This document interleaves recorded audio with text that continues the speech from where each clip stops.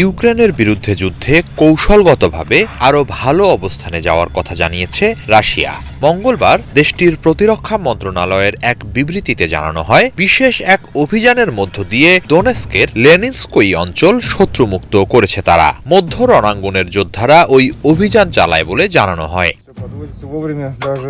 এদিকে যুদ্ধক্ষেত্রের বিভিন্ন স্থানে রুশ বাহিনীর হামলায় প্রায় 2000 ইউক্রেনীয় সেনা নিহত হয়েছেন বলে দাবি করেছে মন্ত্রণালয়। এছাড়া হামলায় ইউক্রেনের একাধিক রাডার স্টেশন ও ইলেকট্রনিক ওয়ারফেয়ার স্টেশন, উল্লেখযোগ্য সংখ্যক কামান, সাঁজোয়াজান ও বিপুল অস্ত্র সরঞ্জাম ধ্বংসের কথাও জানানো হয়েছে।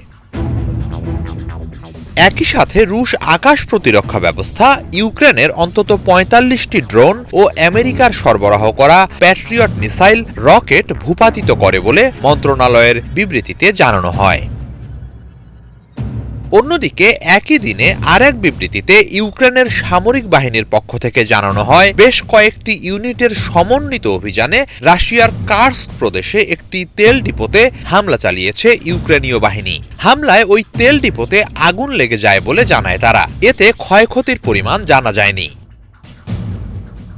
এছাড়া বিভিন্ন স্থানে রুশ বাহিনীর সাথে খণ্ডযুদ্ধ চলছে বলে জানিয়েছে ইউক্রেনের সামরিক বাহিনী। বেশ কিছুদিন ধরেই পোক্রোভাস্কে দুই বাহিনীর মধ্যে তীব্র লড়াই চলছে।